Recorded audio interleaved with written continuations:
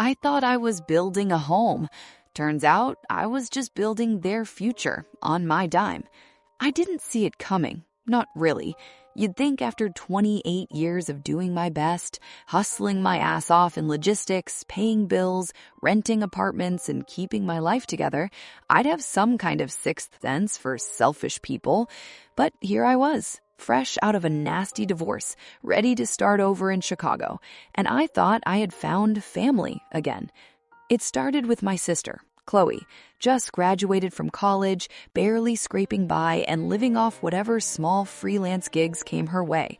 She was cute, funny, and naive, which made her the perfect candidate for a financial leech. I didn't see it then. I wanted to help. She was my little sister, and I had space in my apartment, space in my bank account, and space in my heart. Mom came next. Karen. God, Mom. Always tired, always complaining about rent, about landlords, about how she'd never get ahead. She wasn't lazy, not exactly. She was smart, but she had this knack for turning every excuse into a story where she was the victim. I thought, why not help? I've got a good job. I can manage. So I did. I moved into a bigger apartment. 3 bedrooms, decent neighborhood, safe streets, the kind of place you brag about on social media, but doesn't feel like a castle. I paid for the down payment, the rent, the utilities, groceries, cleaning supplies, streaming accounts, hell, even the occasional Uber Eats just to keep the peace. I thought we were building a home, not a debtor-creditor relationship. And at first, it felt right. We laughed, we cooked together, Mom shared stories from her younger days, Chloe showed me cute TikTok trends. The place felt alive. But then the subtle things started. Chloe would leave dirty dishes in the sink for days, claiming she forgot because she was busy with freelance projects. Mom would spend hours in the kitchen making family meals, but complain constantly about money. She'd hint, sometimes directly, that I should handle this bill or that subscription. And me, I nodded, smiled, paid, laughed it off. They're family, I told myself. It's temporary. It wasn't temporary. The first big red flag came when I bought a new mattress for the apartment. My old one was worn, sagging, killing my back. I picked out a solid memory foam, mid-range, nothing fancy, just functional.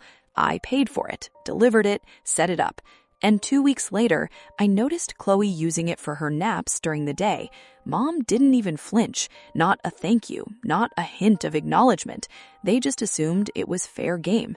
And maybe, in a way, it was. I had made it fair game. Then came the financial escalation. Hey, can you cover my internet this month? My client didn't pay me yet. Sure, no problem. Thanks, I'll Venmo you back. Venmo never came, and somehow it never felt like theft. It felt like being reasonable, being a good person. I started keeping mental notes, small things at first.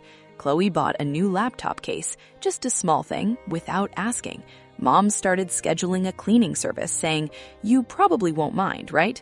I nodded, paid, didn't complain, didn't even think twice. By the end of the first year, my account looked like it had been hit by a storm. All my savings gone, my credit cards maxed, and my investments untouched. I was exhausted. My social life had vanished. My work, which used to be a stress reliever, became a grind I could barely tolerate. But here's the thing. I still didn't see it coming. Not the full picture. Not the betrayal that was brewing in silence. It was subtle at first. A look here, a sigh there, the casual assumption that my money and time were theirs for the taking, the kind of entitlement that creeps into your life without an alarm. And I kept ignoring it. I wanted family. I wanted connection. I wanted love. Until the day it hit me. I came home one Friday night after a long trip for work. 3 days on the road, sleeping in hotel beds, surviving on room service, and finally ready to relax. I opened the door, and there it was, a brand new flat-screen TV, top of the line, sitting in the living room like a trophy. "Didn't know you were buying that," I said, more curious than upset. "Oh, we just got it," Mom said. No hesitation. Chloe shrugged. I froze. I had paid for everything, Every utility, every bill, every little convenience that made this apartment feel like home. And now, without even a word, they had upgraded, assumed ownership, taken control. And the weird part, I didn't even get angry. Not immediately. I felt small, empty, used, invisible. That night, I lay in bed on my own mattress, my old one still in my room, and realized something terrifying. I wasn't family. I was a sponsor. I was a provider. And once providers stop being useful, they're disposable. The rest of the weekend was a blur. I watched them live, eat, laugh, plan, all on my dime. And I realized that the temporary I had believed in had stretched into 2 full years. 2 years of financial and emotional labor, and they hadn't once stopped to acknowledge it. They stopped asking if I was okay. They stopped thanking me. They stopped seeing me. I started making plans, quiet plans, mental exits, emergency funds I would stash away, accounts I would hide, boundaries I would draw, silently, without confrontation. Because I knew one day I would have to leave, and I would leave not in anger, but in silence. I realized too late that being generous wasn't love. It was a contract I didn't sign, but they were cashing in anyway. I woke up that Monday feeling the kind of exhaustion only comes from giving everything and getting nothing back. My body ached, my brain was fried, and my bank account screamed betrayal. I checked my phone, half expecting a thank you, or even a simple, hey, how was your weekend, from Mom or Chloe. Nothing. Just a blank screen and the faint hum of the apartment I once thought of as mine. It had escalated faster than I could process. Chloe's freelance work, which used to be just enough, had morphed into daily demands on my time and money. Can you front me for this software? I need it for a client call. Gas money? Uber Eats? I forgot my card. Every little thing piled up, and somehow I was still the cool, reliable one. I paid. Every time. And every time my role as the provider strengthened while my existence faded into background noise. I started keeping a ledger, not on paper but mentally. Every dollar I spent on groceries, every subscription I covered, every utility I paid. The numbers added up fast, and the total made my chest tighten. Over 2 years, I had poured tens of thousands of dollars into a home I didn't even own anymore. Into people who didn't see me, who didn't value me, who didn't even consider my feelings. I began noticing the patterns. Mom and Chloe never coordinated. They never communicated plans unless they needed something from me. Mom would ask, "Can you cover this?" And Chloe would follow with, "I'll pay you back later." And later never came. Their assumptions were clear. My money was theirs. My time was theirs. My patience was theirs. And my presence, optional. One night, I came home from a 12-hour shift, dead tired, every muscle screaming for rest. I opened the apartment door, and there it was, a new dishwasher, solid, expensive, the kind that looked straight out of a showroom. I hadn't been asked, I hadn't been told, I hadn't even been given the courtesy of a, we decided this together. They just assumed, and that assumption hit me like a freight train. I didn't shout, I didn't storm out, I just stood there, looking at the gleaming appliance, realizing that my role in their lives wasn't family, it was an ATM with a pulse. I felt something inside me snap. Not a yell, not a fight, a quiet, chilling realization. They didn't need me, they needed my wallet. And that's when the guilt crept in. Funny how guilt works. You don't notice it at first. You don't see how every act of kindness you've done for someone who never reciprocates can twist into self-blame.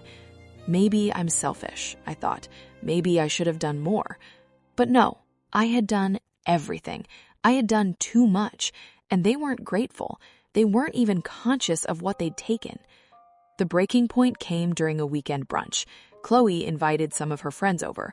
I was there, awkwardly sipping my coffee, feeling invisible. Mom was in the kitchen, cooking, laughing at Chloe's jokes, ignoring me entirely. And then it hit me. The fridge, the stove, the couch, even the Wi-Fi, they were all mine, all bought with my money. Yet here I was, watching them live like owners, while I felt like a ghost in my own apartment. I realized then that my role had shifted over time without me noticing. At first, it had been a helper, a supporter, a family member. Now I was the financial backbone, the invisible sponsor of their comfort. And once the sponsor stops paying, once the money flow is cut, their world would collapse. But mine had already started collapsing emotionally. I started observing every casual comment, every "we need" and "can you," every subtle manipulation. They were all calculated. Mom had learned over years how to get what she wanted without asking directly. Chloe had learned from her. And me? I had trained them without realizing it, by saying yes every time, by believing that generosity was a path to love. I tried reasoning, subtly. "Hey, Chloe, can you contribute to the utilities this month?" Silence. "Mom, maybe we should split the grocery costs." Deflection. "You're just being difficult," they'd say, and somehow I felt guilty for asking, like I was the bad guy for expecting fairness. Work became my only escape. Long hours, extra projects, late nights. My apartment became a place to crash, not a home. I stopped inviting friends over. I stopped planning anything for myself. Every day was about them. Every cent, every effort, every ounce of energy went into sustaining a household I wasn't even part of. And then came the sneaky little betrayals. Chloe using my car without asking, Mom scheduling appointments on my time, subscriptions in my name that they'd pretend they forgot about. I began documenting everything mentally, every dollar, every action, every conversation. I was building a case, not legal, not confrontational, just a mental map of how I had been exploited. The emotional toll? Brutal. Nights lying awake, wondering if I was weak for being generous, if I had misread love as obligation, if I had let my kindness become a liability. I felt trapped. And the worst part, they didn't see it. They didn't care. In their minds, I was still the provider, the helper, the one who should silently shoulder everything while they enjoyed life. Then came the big one, the mortgage conversation. Mom casually mentioned that maybe it was time I considered my own place. "You're hardly home anyway," she said. "You can afford it." Chloe chimed in, agreeing, almost excited. Excited. After everything, 2 years of sacrifice, and suddenly I was the disposable one, the temporary resident, the guy who paid for everything but had no say in anything. I felt a strange mix of shock, rage, and deep, aching emptiness. I went to my room and stared at my things, my laptop, my clothes, the few personal items I had. Everything else was theirs now, my money, my home, my life, taken for granted, assumed as theirs. And yet, through all this, a new thought started forming. Not revenge, not the loud, dramatic kind, but quiet, strategic, logical, unavoidable. Because the system they had built relied entirely on me, and I had the power to withdraw, without warning, without confrontation, without chaos. That night, I lay in bed and made a plan. Step 1, reclaim my financial independence. Step 2, withdraw silently. Step 3, rebuild a life that didn't revolve around them. Step 4, let the consequences land naturally. No fights, no yelling, just accountability delivered by absence. It was a terrifying thought, and at the same time, it was liberating. I stopped answering their calls, and in that silence, I realized power wasn't about yelling. It was about walking away. The first morning after I started my withdrawal plan felt surreal. No messages pinging my phone, no frantic calls from Chloe asking me to cover something, no passive-aggressive comments from Mom about family responsibilities.